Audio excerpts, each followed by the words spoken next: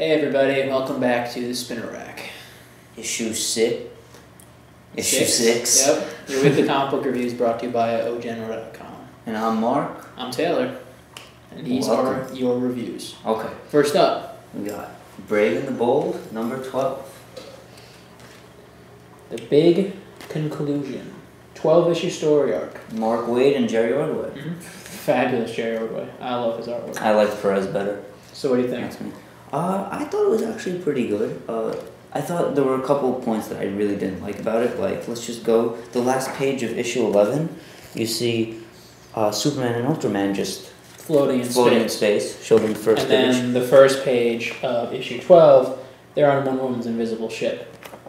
A little bit of an It's alright. It's a little bit of a. Not much of an inconsistency. It's not so much an inconsistency. It's just a jump. Panels. Okay, jump. But you assume you know what happened. Obviously, the Challengers of the Unknown and everybody else rescued them from death in space. I guess. Okay, that's fine. One other problem I had with the issue, which was on the third or fourth page, Hal Jordan is trying to recharge his ring, and with the green sun that's supposedly now. And you see that he starts to recite his banter, his motto, his oath, and, well, he can't really finish it, so he says, recharge already. And his ring is recharged. I've never seen that before. Yeah, but like we said, the battery is destroyed, and it was just... And it was in... Energy floating everywhere, so... Yeah.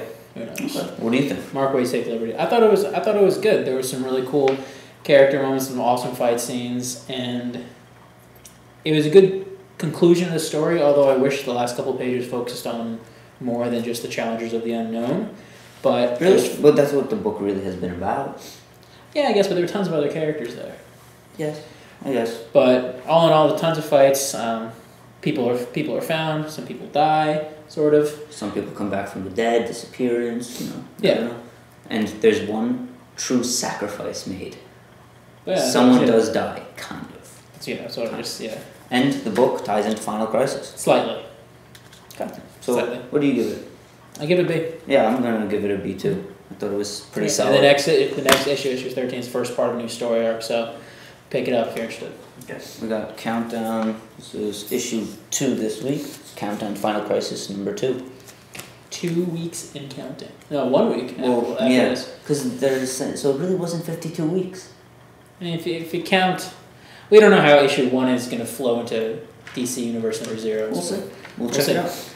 But what do you think? The one thing that bothered me about this issue right off the bat, you see a great looking cover by Adam Kubert, right? It is Adam, right? Adam Kubert. And then just open the book. Look at the artwork inside. Pretty bad. Scott Collins. I mean, but that's been one of the consistencies in the book. I think it's been crappy artwork. But I walked into my comic book store. I walked into our local comic book store today, Mint Condition, located on Port Washington Boulevard in Port Washington, New York. And my friend Matt automatically goes to me, you have to read Countdown. I hate Countdown, but you got to read this issue. I'm like, all right. So I read it, and there's some shocker moments. I thought only one, but he pointed out another one. Let's say this definitely ties in directly into Death of the New Gods. And, well, let's say somebody comes back from the dead, a new god dies and a new god returns. Let's put it that way. Read the issue to find out. I wasn't too happy with the way it turned out because I really don't think the person's dead. But it also just goes to show if what happens in this issue is true and is going to stick, or just how little we know about Final Crisis. Teaser images were bullshit. Yeah. Bull. So, what'd you give it? I'm going to give it a C because it really didn't do it for me. The return was killer for me. I'll give it a C+. I mean, I thought it was pretty cool. Okay. All right. Next we have, you want to start? Okay, I'll start. Captain Marvel, number 5. The end of one of my favorite miniseries. I can't say that I was too happy with the way it ended.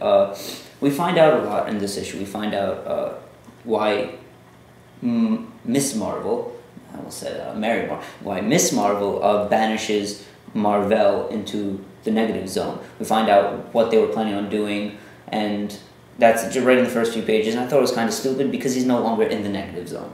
So that was a waste of like 6 pages. Okay, we find out that who he really is. Spoiler, everyone wanted to know. Captain Marvel is a Skrull, but the thing is, his body is a Skrull. his mind is that of Marvel of the Kree. Does that do it for me? You were right, I'm gonna admit, about, the whole Well, you were right about him being a Skrull too. I was right. It was obvious, but we were there's a both cool right. twist on it. That he's going to be a hero Skrull. He's going to be one of the Skrulls that teams up with our heroes to fight the bad Skrulls. It's classic, it happens all the time. Alright, and the Church of Hollis story, mini story in here, finishes up, and, well, we find out that he really does love you. That's good to know. He loves you. Alright, and lastly, Agent Sante makes a deal with Marvel.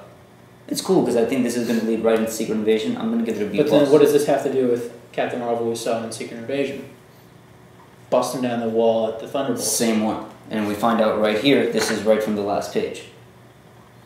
That's where you assume I'm going to guess he's going. I could be wrong. Yeah, who knows what time takes place in between the issues. Yeah, but I'm going to give it a B+. I mean, I love the story arc. So, wasn't great final issue, but it's still good. Okay. Catwoman number 78. The Long Road Home, Part 1. Now, it's a new part? Yeah. Oh, cool. Now, this takes place, it's still, the Catwoman is still on the Salvation Run planet, still trying to rack her brain, trying to figure her way out. Still. And the next issue she comes home, though, in case you've been waiting. Oh, really? Yeah, so she teams up with some other baddies in this issue to track down Lex Luthor, who is rumored to have a way off the planet. And is that rumor true? Tell the true believers.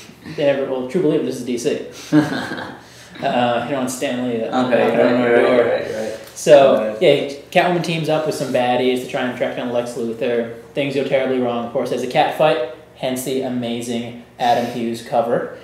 And there's some cool stuff with Slam Bradley. Not much happened in this issue, but it's still solid writing, good artwork, some really funny moments.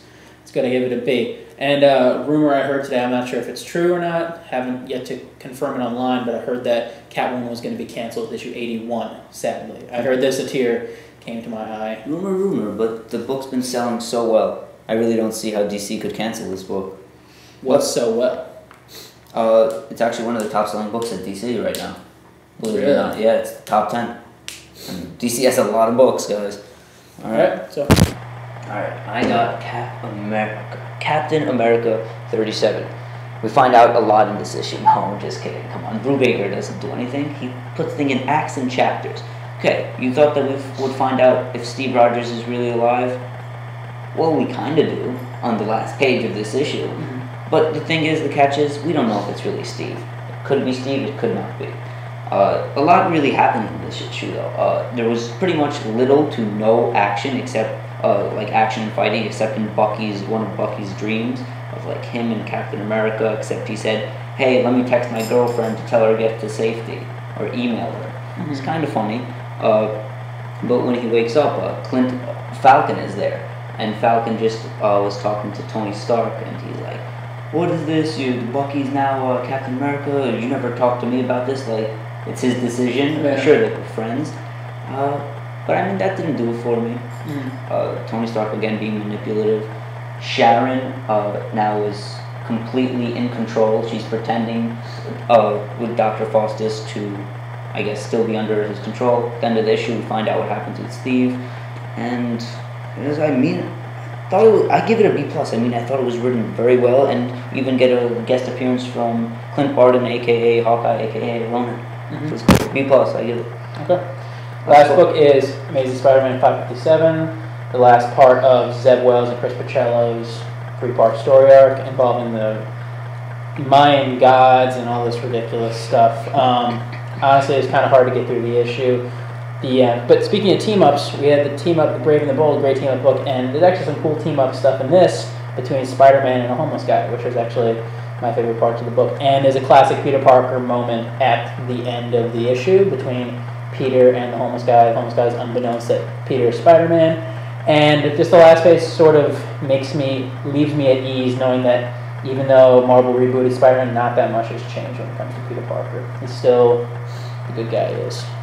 So what do you think of this issue overall? It was alright. Like I said, it was hard to get through. Yeah? But I'll give it a C+. Alright, awesome. So let's just we have about another 30 seconds left to just chit-chat about, we're going to be at New York Comic Con this weekend. I'm going to dinner tomorrow invited to an award ceremony for Stanley, so I'll be covering that. Then Friday, we have exclusive interviews. We got panel coverage. Saturday, same thing. Check out our other video, the comic book creator questions. So if you want to ask, so if you want to ask some of the creators questions, shoot us a comment. We got you covered. Okay, guys. That's pretty much about it. Thanks for tuning in. Until next time.